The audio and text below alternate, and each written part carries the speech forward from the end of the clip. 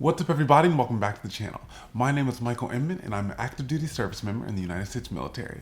On this channel, I chronicle my time with the Air Force and also I like to do reviews for military focused movies and TV shows. In this video, we're going to be reviewing Star Wars The Force Awakens, which is the 7th episode in the Star Wars franchise. There might have been a couple movies outside of canon here and there, but we'll leave it outside of the purview of this channel. So, before we get started, let's just talk about what the film's about. Pretty much, if I had to sum it up pretty succinctly, and this is not going to be very inclusive, but hey, that's just not what I'm focusing on, so forgive me in advance. But generally, it's about after the Galactic Empire, no, Federation, no, Republic. After the Galactic Empire took hold and, eventually was defeated in episode 6, they regrouped into what is now called the First Order. And the rebels, since they beat the Galactic Empire, wanted to bring back the Galactic Republic and so thus called it the New Republic. So this film is pretty much about the First Order being a new threat that is rising from the ashes of the Galactic Empire. The New Republic having to deal with this threat even though they're still trying to get their, footing on how do you, run a galaxy, and maybe a universe, but we'll call it galaxy for now. How do you run a galaxy after, of course, being out of power for a while? And then the story continues with, oh, we found someone who seems like they have the Force. Could they be a Jedi? Wait, the Jedis went into hiding for so long and there's so few Jedis. Who's gonna train you? And then eventually she finds her best friend. This is Rey, by the way. Rey is the female protagonist who pretty much is the second coming of the Jedis. And of course then there's Ben, who pretty much just seems to be her bestie, but he I think was a clone. If not a clone, he was definitely raised to be a soldier, meaning born and raised to be a soldier. But pretty much that's the story. It's her finding herself, her going on an adventure she didn't plan for to help defeat the First Order, because of course they have a big new gun that can take out planets. Now that you generally know what's happening, you're spun up, as they say, let's just jump into some of my notes, okay? So the first thing I noted was that I like the troop transpo rectangles. So pretty much near the beginning of the film, when the First Order are sending troops, not clone troops, but I guess they might be clone-esque, but just know these are children born into being soldiers. There's these cube-like or rectangular-like ships that are transpo ships, meaning they just take people or soldiers from the mothership that's in space, and then they transport them to a surface. They are built to be shot at a bit, of course.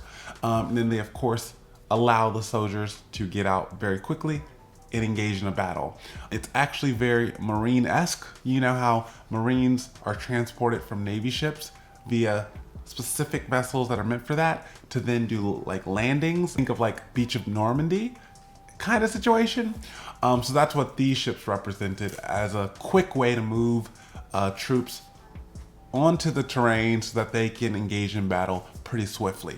Finally getting to see the inside of a fighter. So it only took 7 films, but I think it only took 7 films. Okay, maybe there were little glances here and there inside the fighter because they show, Galactic Empire, Galactic Federation, troops kind of flying. But this is the first time a rebel pilot, but now New Republic pilot, has hopped into the cockpit. And so it was cool to really get to sit in it and see how it maneuvered. Ventral cannons can carry guided missiles. That's just a note I wrote because someone must have yelled, utilize the ventral cannons. And I said, okay, sure, let me write that down. At least we now know, some nomenclature or some names for some of the weapons used in this world, right? Next, I just wrote airstrike called in around the middle of the film when the adventure portion is starting, meaning you've met the the characters you need to know.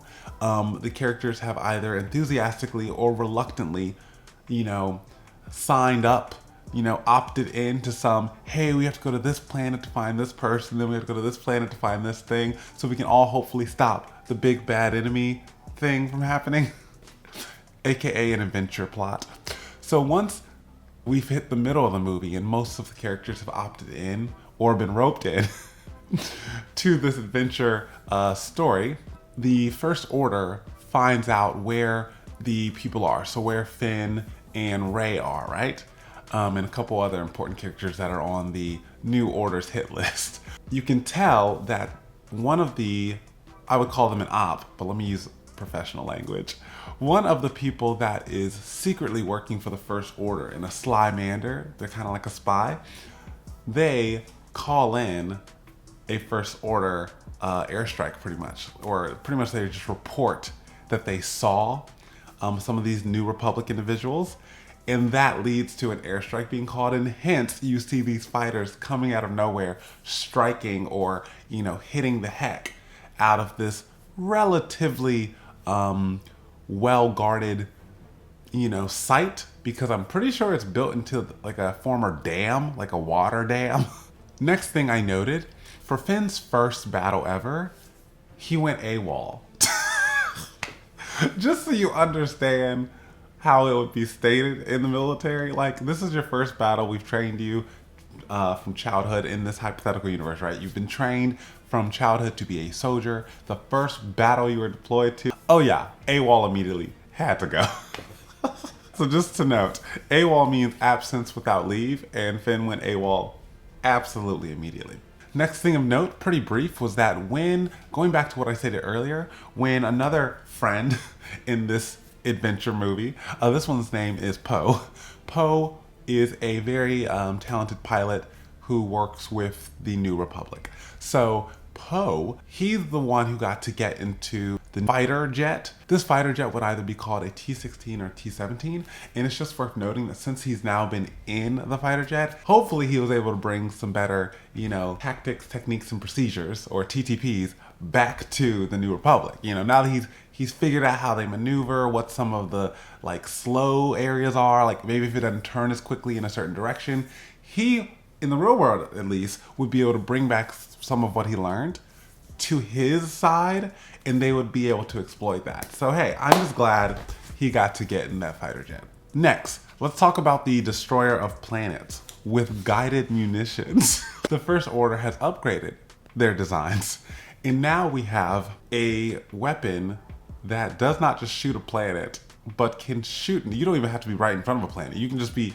floating with the coordinates locked in, right? Or loaded. It fires guided munitions. And long story short, those missiles can guide their way to a planet and take it out, even if it's not very close. That's wild. That's literally a wild concept. We thought just being able to shoot at a planet, get to the core and blow up the planet was bad. Now, I don't even need to be close to you. I can be in another solar system. I don't know what the range is, but still, that is scary. No bueno. And then finally, I just noted that somewhere near the end of the movie, Mr. Finn, the friend of the main character, Rey, he was doing pretty well and holding its own in a battle against Kylo Ren, which is the main, antagonist of the film. Of course, he's kind of sort of mostly related to Darth Vader, and he acts as the Darth Vader adjacent character. He did well when they were battling. He really was holding his own, and I think I noted that, well, even if this person did go AWOL, he was still trained since childhood to be, a soldier. So those fighting moves should be pretty ingrained. Thanks again for spending time with me. I will see you again, of course, in the future. I hope you have an excellent day. Feel free to follow me on Instagram at Michael Inman _. Until next time, bye.